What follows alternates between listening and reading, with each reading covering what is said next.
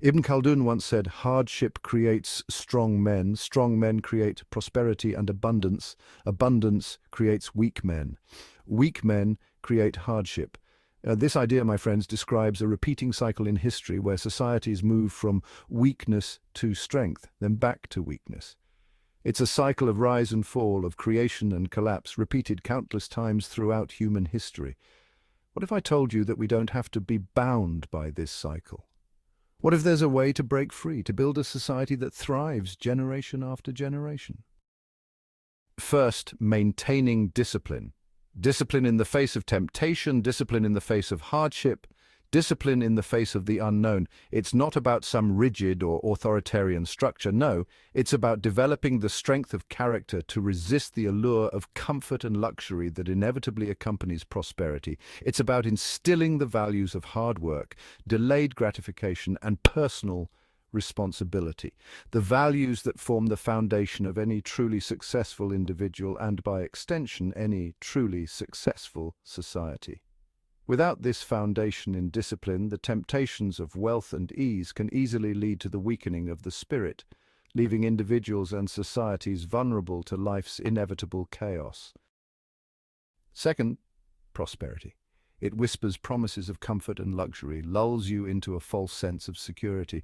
But we must never forget, not for a moment, the struggles of those who came before us, the sacrifices they made, the blood and tears that paved the way for our current state of relative abundance. This is not about guilt or self-flagellation. It's about cultivating a deep and abiding sense of gratitude, of humility in the face of our forefathers' sacrifices. Because when we lose sight of where we came from, when we forget the lessons of the past, we become susceptible to the arrogance and entitlement that inevitably precede a fall. It has been said, wisdom is the lost property of the believer. Wherever he finds it, he has the right to it. Education is the vessel that carries this wisdom, transmitting it through time, ensuring the mistakes of the past are not repeated.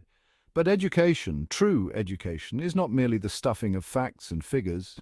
It's about instilling in our youth a deep understanding of the cyclical nature of history, the forces that have shaped our world, the fragility of our current prosperity.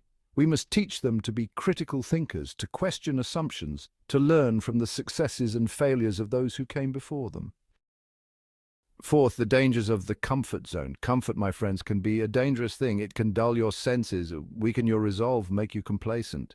When we become too comfortable, we lose the hunger, the drive, the vital spark that propels us forward. We become content with the status quo, even as the world changes around us. This is not to say that we should live lives of asceticism and deprivation. No, but we must be wary of allowing comfort to dominate our lives, to become the sole object of our desires. We must seek out challenges, embrace discomfort, constantly push ourselves to grow and evolve. Fifth, caring for the community. One of the most insidious effects of prolonged prosperity is the erosion of community. As individuals become wealthy and self-sufficient, they often withdraw into their own private circles, neglecting the bonds of family, community, and shared responsibility. This atomization leaves societies vulnerable, lacking the social cohesion and collective purpose necessary to weather storms and overcome challenges. We must resist this drift towards isolation, this seduction of going it alone. We must actively cultivate a sense of community, of shared purpose, of responsibility towards one another. For it is in our connections with others, in our willingness to sacrifice for the common good, that we find true strength and resilience. Sixth, standing up for the vulnerable. A just and compassionate society is one that protects its most vulnerable members. This is not merely a matter of charity or altruism, though those are certainly important qualities.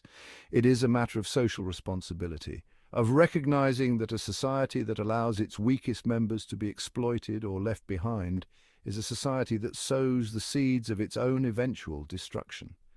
When we stand up for the vulnerable, when we fight for justice and equality, we are not just helping others.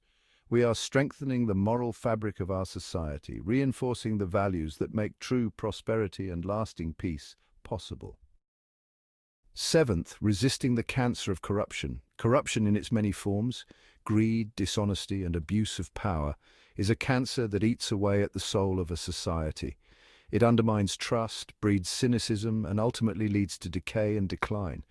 We must be vigilant in our fight against corruption in all its forms. We must demand transparency and accountability from our leaders, and we must hold ourselves to the highest ethical standards. Remember, a society is only as strong as the integrity of its individuals. Breaking the cycle.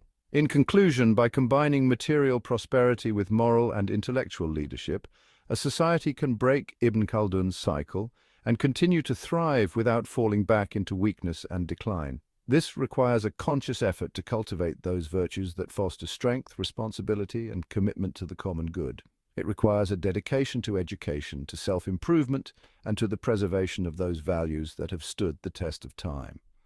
The path forward is clear. The question is, do we have the will to take it? Several ideas and reflections in the next video with the message of life.